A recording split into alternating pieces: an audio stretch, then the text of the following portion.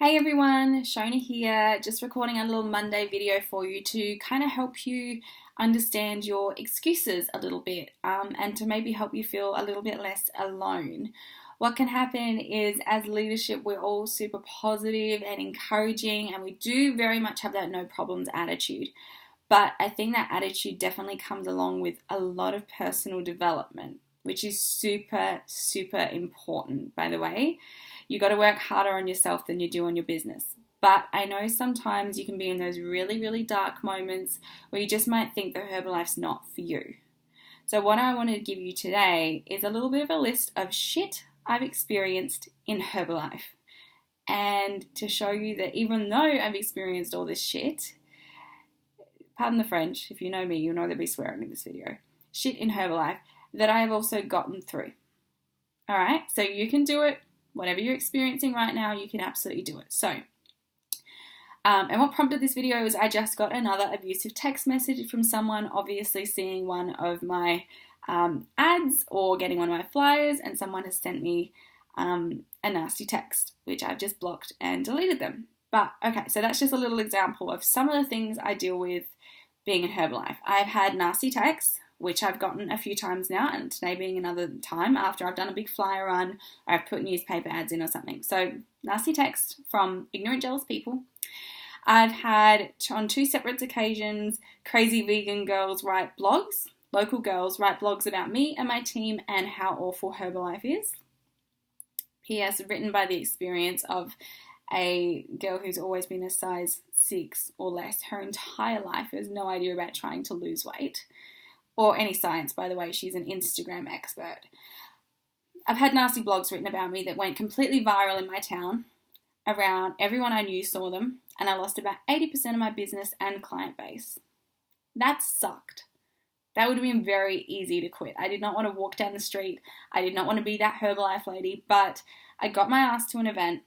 I redirected my vision and my focus and my passion and purpose, and I'm still here. And you know what? She's not. I don't even think she's vegan anymore. Just saying. That trend or whatever she was going through is done, and I'm still here.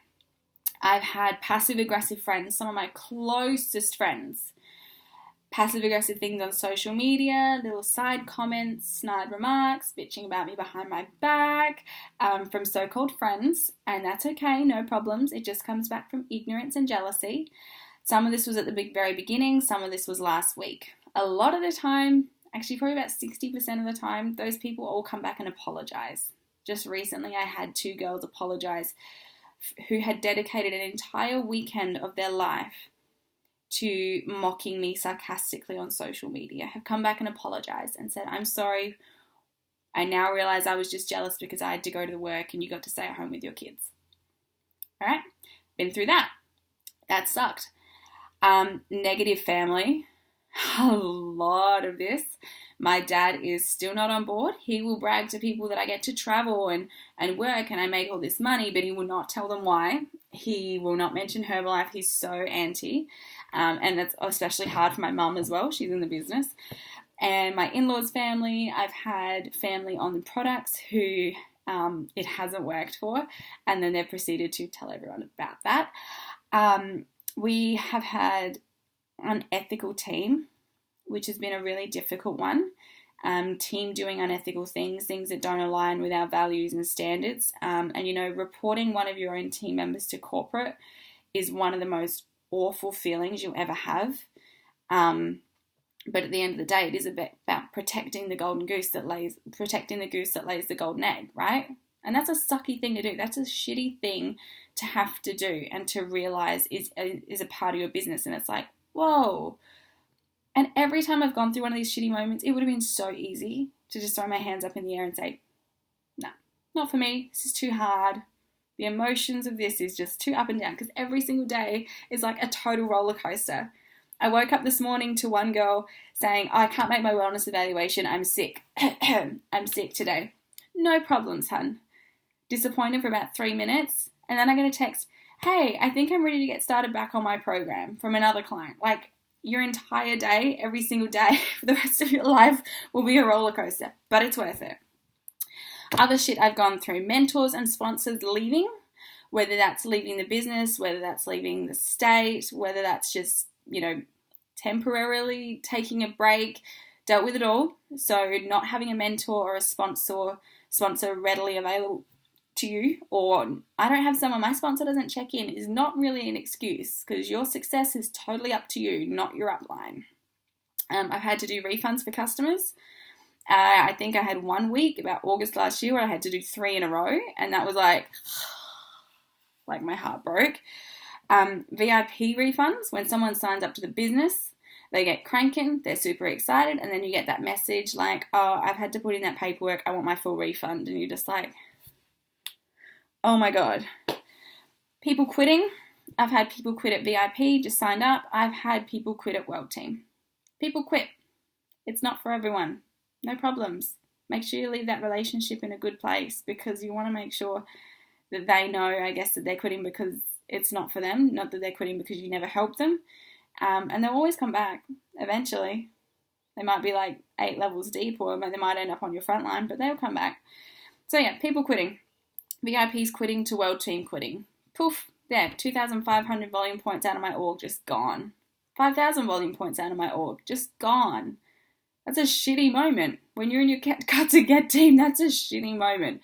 You know what? No worries. Events. We have had to beg, borrow and steal babysitters. We've had babysitters cancel at the last minute. We've had babysitters get so inspired by our journey, they have signed up and bought their ticket to an event, so we've lost babysitters. We have had, tickets for other events that we have booked and then found out there's in STS or something, or, the kickoff date's moved. And, we've lost hundreds of dollars in other tickets and stuff, but we know that events are really important. We know that that's a non-negotiable for our goals. It's important to grow in our business. I have miscarried babies, twins, on the Thursday before an event, and I still attended the event on the Friday night, Saturday, Sunday. And it was one of those game-changing, life-altering events that I wouldn't have changed that for the world. But when I hear people like, my dog's sick, or my boyfriend doesn't want me to go this weekend, and I'm like, do you know I've been there when I've been miscarrying? It's just crazy. But the events are really important to me, and I think it's key to why my business has grown so much. So, we've all gone through shitty moments. I've miscarried babies, we've lost family and friends, and you know what, we all always show up with a smile on our face. And those people at the events that really know you, they know you enough to take you aside and give you a big hug. And that's just the community and the family that we have here. Also, my son, I've got 2 kids. I'm a full-time mum. My daughter Holly's a pain in the butt. She's a little ginger, and she's got attitude, quite a fiery attitude. She takes a lot of attention and time and demands. She's a little diva. And my son Eric's 5, and he's autistic. So, yes, he goes to school, and I don't have to work, but he sees 3 different therapists a week, and most of those therapists are an hour round trip at least. It's madness. He also has special needs, obviously, so there's things that most people can do, like going to the shops or going to an amusement park, going to a swimming lesson, just being in any social situation that he can't handle.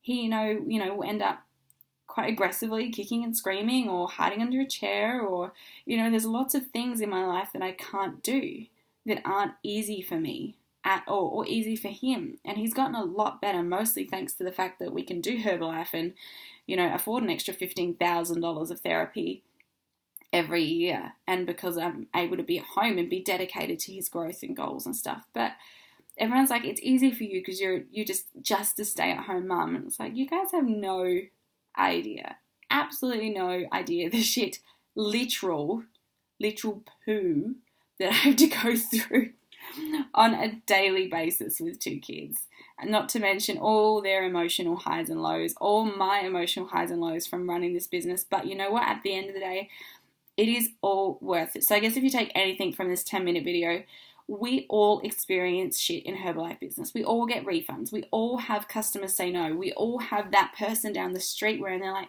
oh, lose weight, how? Don't tell me that's that Herbalife thing in front of 20 other people in a shop. We all have those awkward, awful moments, those phone calls that just have someone creepily breathing on the other end. We've all got kids or work or gym or social or negative partners or negative family members or bitchy friends. We all have that shit, right? And it's up to you to decide that despite all that shit, you're going to stay and you're going to work on you and you're going to crank your business and prove them all wrong. Prove them all wrong. It might sound super immature, and it is, but this is how I dealt with it in the early days. Every time someone said something negative about me, or they quit, or they said, oh, it's not for me, I can't do this, I added them to my Range Rover list. Super, super immature, but this is how I dealt with it in the beginning. I added them to my Range Rover list, and this was a list of people that were nasty and negative and just made me feel bad about myself. And what I was going to do was, when I got to Millionaire Team and I bought my Range Rover in cash, I was going to drive past them and be like, oh, hi. So, you got to think about it whichever way you need to. All right? Think about it whichever way you need to. I know Grant Cardone says that he imagines people that write mean things about him online, when they come off an aeroplane, they see his big billboard with him, or they see his book at the airport, and they're like, I was mean to this guy, but it doesn't matter because he's still more successful than I am. Whichever way you got to deal with it. The main point, we all have shit in Herbalife. Whatever you do, whatever you say, just stay. Just take a deep breath, develop that no problems attitude, and just stay, because this business is an emotional roller coaster. It's not easy, but it is simple, and it is 100% worth it.